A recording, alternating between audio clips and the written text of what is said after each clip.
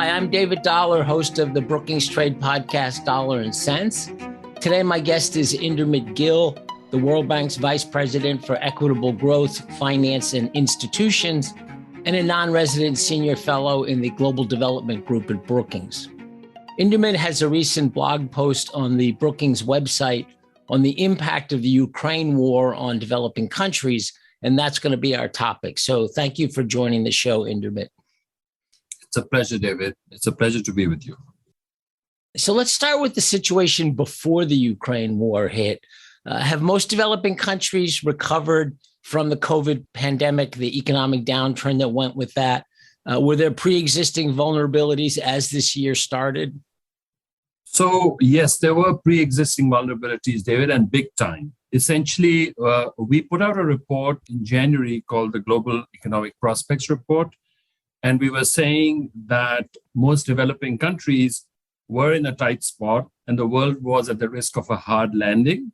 A thing to keep in mind is that we were used to seeing things looking better in advanced economies, but a large number of poor countries had not recovered nearly as much as others. And we didn't expect per capita incomes in these countries to go back to pre-pandemic levels until 2 years later. Now, the thing that has happened is that we were expecting in January that growth in developing economies was about 6% in 2021. It was going to go down to about 5% in 2022 and 4% in 2023. So it was going down already, and this was before the war. So expect with the war and a doubling of oil prices since September of last year, expect to shave off about 1 percentage point of growth in 2022 and 2023. We are now talking about very, very low rates of growth. The thing also was, it wasn't just growth. We found from our numbers that inflation was already at a decadal high, right? 40% of developing countries' central banks had started to tighten monetary policy and raise interest rates in response. And you know that inflation in the US was also becoming a problem, and there was an expectation that the US Fed would start to raise interest rates. We were really concerned about this because total debt was at a 50-year high in these countries. There was a very good report by Homi Kharas and his co-authors at Brookings Global found that the total debt service obligations over the next 3 or 4 years was going to be about $1.6 trillion for these developing economies. These were about 120 countries, David. And for about 50 countries, things didn't look that bad. But for the other 70 countries that have more than $500 billion of debt service that is due over the next 3 years, 40 of them were already in debt distress or high risk of it, right? And so, yes, the existing vulnerabilities were already bad. And yes, the war has made them worse. So that's a very clear picture of developing countries not having fully recovered from the pandemic and from the downturn. And then the Ukraine war comes on top of that. So, of course, that's going to create a variety of difficulties. And we can talk about different aspects of that. The most visible one you see on the front page of newspapers concerns the price of energy and the price of food. And of course, in the developing world, you have a great diversity of countries. Some countries export quite a bit of oil, for example, so they actually get a positive windfall. But lots of developing countries import energy and food. So can you give us a sense of how those price increases are affecting developing countries? You're absolutely right that higher food and energy and minerals prices, this will be the most immediate source of pain for developing countries, but this will hurt poorer countries more than others, right? And this is for 2 reasons, David. The first is that Ukraine and Russia are a big part of these global grain, oils, fuel, and fertilizer markets. And I'm not just talking about oil like crude oil, I'm also talking about cooking fuel. I'm speaking about both cooking fuels as well as cooking oils, right? So I guess if you think about these commodities, David, they're perhaps the most essential commodities. These are things that people can't do without. So I would say that oil is the most important fuel and wheat is the most important food. So this war will affect the world. So I can give you a few numbers. So for example, I know that we always talk about Russia when we talk about commodities, but Ukraine is pretty big too, right? So it's the number one exporter of sunflower seeds, and it has more than a third of the global market. It's the fourth largest exporter of wheat with a 10% share, and it's the fifth largest exporter of corn with a 7% share. So that's Ukraine. Then Russia. Russia is a commodities giant, and it's the biggest exporter of wheat. It accounts for a quarter of the market for natural gas, nearly 20% of the market for coal, 14% of the market for platinum, and more than 10% of the market for crude oil. So basically, you're going to get a huge shock. Now, the problem is that because food and fuel tend to be larger shares of the budgets of poorer people, and more poor people live in poorer countries, this is going to affect poor countries more than rich countries. So the share of food in consumption in the average poor country, David, is more than 40%. In rich economies, it's half that. So that's why we are worried about poor countries. That's why we are especially worried about the poor in poor countries. So we've seen examples of this in the past when there have been spikes in energy prices. Actually, there have been quite a few cases, but probably the food is more worrisome. We've seen some past shortages of certain food crops, increase in price. One of the risks is that international trade in these products starts shutting down. Some countries ban exports or try to control exports for fear of not having enough food, and that can really gum up the works for the whole international food trade system. So do we see examples of this happening yet? Are we worried about this? This is a big worry for us, David, and we track this very, very closely. Even before the war started, by the third or fourth week of February, there were 40 new policy actions since the start of the year that were affecting food trade. And 30 of them actually had restricted exports or imports of food. So this was already happening even before the war started. So for example, on February 15th, Russia stuck a new quota on the exports of wheat and other cereals to countries outside the Eurasian Economic Union. And that was already beginning to have an effect on inflation and so on. But it's not just Russia, by the way. So in January, for example, Indonesia put in something that they call a domestic market obligation to sell 20% of exports of palm oil at home below a set price. Our experience is that such actions actually don't help with inflation and food prices at home, and they do harm abroad. So I call them beggar thy world policies, David. So that's really the international trade side. Obviously, there are a lot of different commodities. The rise of protectionism for particular food products, we may later see it for energy. That's worrying because we have a real shortage, and then those distortions just make the distribution more inefficient, basically. Another way that this whole crisis could potentially affect developing countries is financial contagion.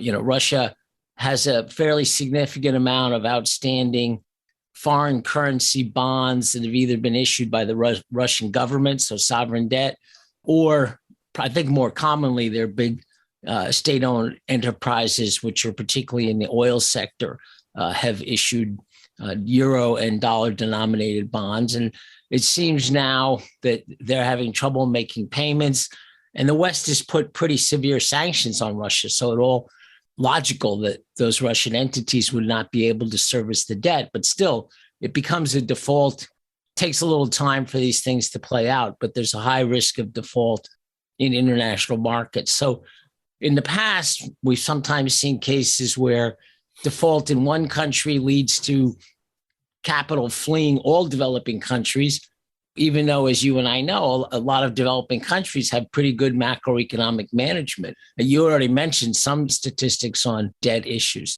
Are we worried about financial contagion? Do we see evidence of this yet, of capital leaving even the well-managed developing countries? So not too much, David, but this is a concern. I guess the first thing to sort of say is that just like Russia is a big part of world food and fuel markets, it's not a big part of world debt and equity markets, right?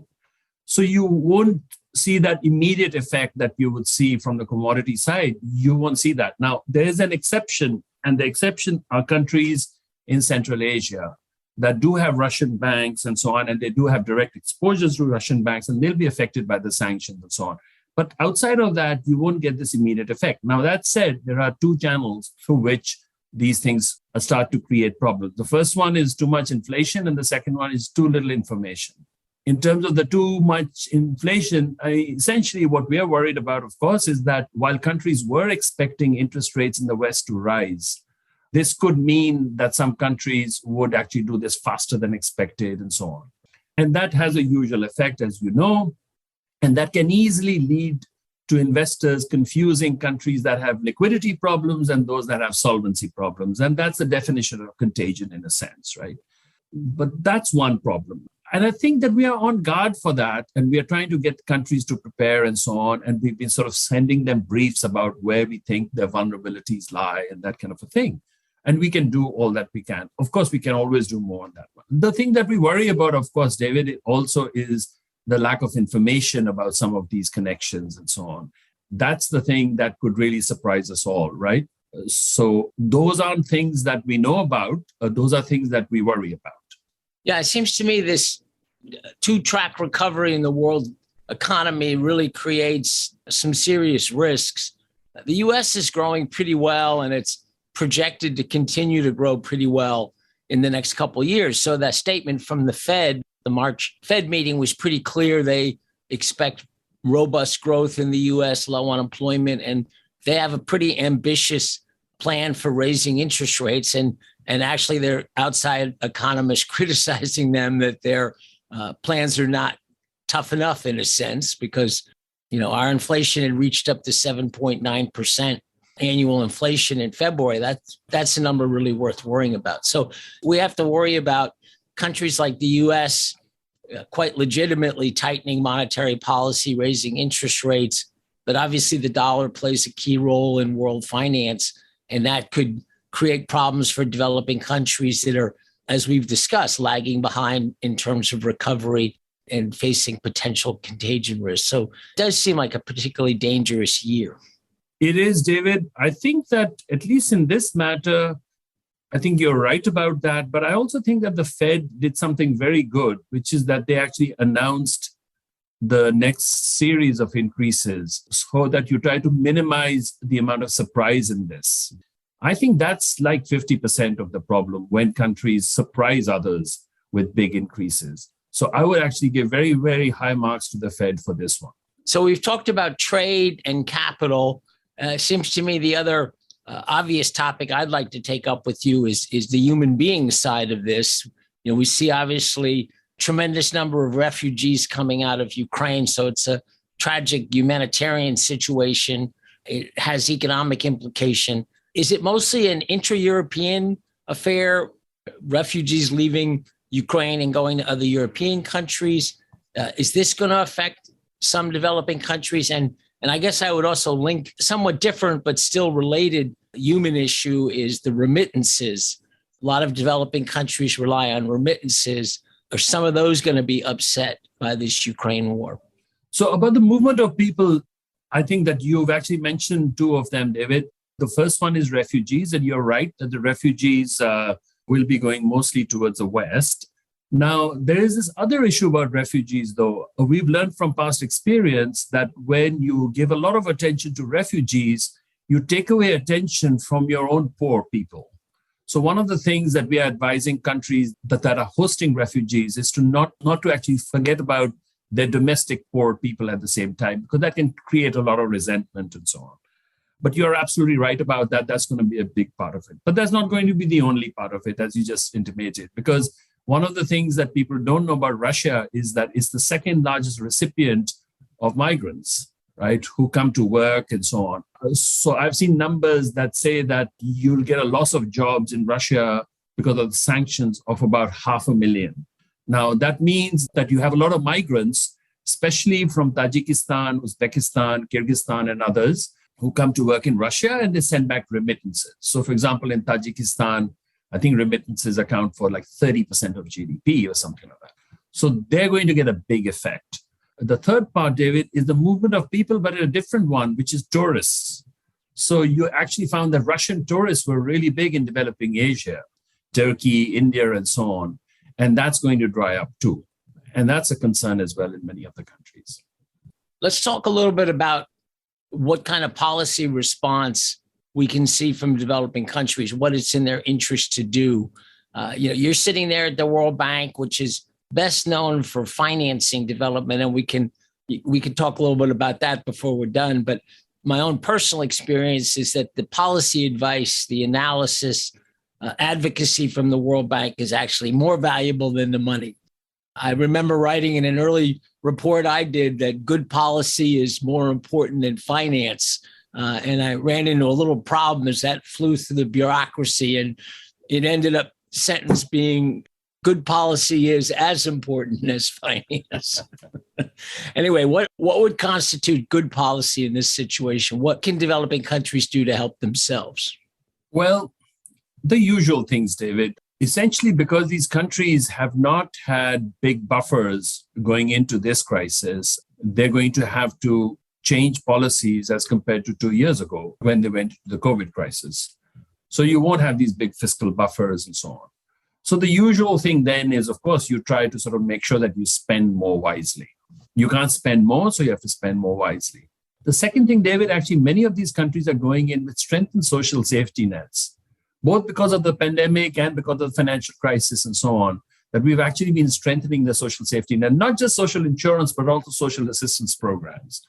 So these social assistance programs were often used for things like chronic poverty, but you can repurpose them very quickly, and we have been doing that and so on. And so, especially because you want to protect people against these big increases in food and fuel prices and so on, you can actually purpose those. We are actually trying to provide not just advice, but also money. Though I agree with you that I think that the advice part of it is always far bigger scale in terms of impact as compared to the money. They should, of course, be making sure that their monetary policies don't actually get them in trouble very quickly. As we talked about earlier, that you want to make sure that investors know that these countries, they may have liquidity problems, but they're solvent. So one of the things that we told our debt managers in these countries also is to talk to the markets frequently and not to hide debts, because one of the things that we also find is that when these debts, they ultimately do get exposed, and they usually bring even solvent countries down. So those are the kind of things that we are doing. And of course, we are actually providing emergency financing to countries, both like Ukraine, but also countries that are going to be affected by these high food grain prices and so on. So I was just going to follow up and say what you were saying about social protection. That's encouraging. I mean, can countries realistically limit the increase in poverty that you would expect to come from this kind of global shock? We are still tallying our numbers, David, but I think that based on COVID responses, initially we expected poverty to go up by about 100 million over the thing. And then I think both because of the social safety nets and because of some of the other measures that countries took, I think that if we actually tallied those numbers now, or tallied the numbers before the war or before these increases in prices and so on, it was probably less. And in part, it was because of exactly these things. I mean, taking social assistance programs and repurposing them, expanding social protection and so on. Of course, the one thing that we worry about, David, even those ones, is that, we worry about the growth effects of those policies. So, for example, in the case of India, I remember there were some numbers that indicated that labor force participation of women really went down a lot. And it hasn't been coming up. So you have to worry about those things too. And that's where the point that you made about policy advice is very important, because you want to make sure that you actually use these programs well. The other thing, David, is that there's always this tendency that when you get a shock in world markets that reduces the supply of food and food grains, that you start to think about, we should become self-sufficient in foods and food grains. And we find that that'll only take you a very small part of the way. We would still have to depend on trade and so on. But you also know that it makes sense to expect that, sometimes you get disruptions in trade and you get disruptions in the flows of these goods, even when there aren't export bans and things like that.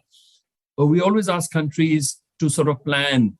So one of the things that these countries can do, that when commodity prices fall, when they become more abundant and so on, to build buffers, right? So some countries like Egypt have actually done that, and they will be protected from, at least for a few months, and sometimes that's all it takes. So just like we've been telling countries to build fiscal buffers in good times, we are also telling them to build food buffers in good times. Indermit, let's end on a positive note about what World Bank and other development agencies, bilateral donors, international community can do to help developing countries get through this crisis. You've touched on it a little bit, but let's pull it together. I guess the question is, what should the world do now, right? In terms of big things. Two types of things, David. First, do no harm, and then do some good. I think first and foremost, I think it's just logical that we have to find ways to get Russia and Ukraine to make peace. So I'm glad that Turkey is trying to do this, and I think others should join the peacemakers, or at least stop banging the war drum. The second thing I think is keep trade channels as unobstructed as they were before the food grain prices and all went up. And this is especially the case for food grains and cooking fuels, but it's also the case for oil and gas and coal and things like that. We know that these export restrictions don't help. They invariably boomerang. I think the third one, we talked about this already, is that don't surprise with sudden monetary moves. I think what the Fed did yesterday was exactly the right way to do things. I think it's very good practice, and I hope other central banks do pretty much the same things.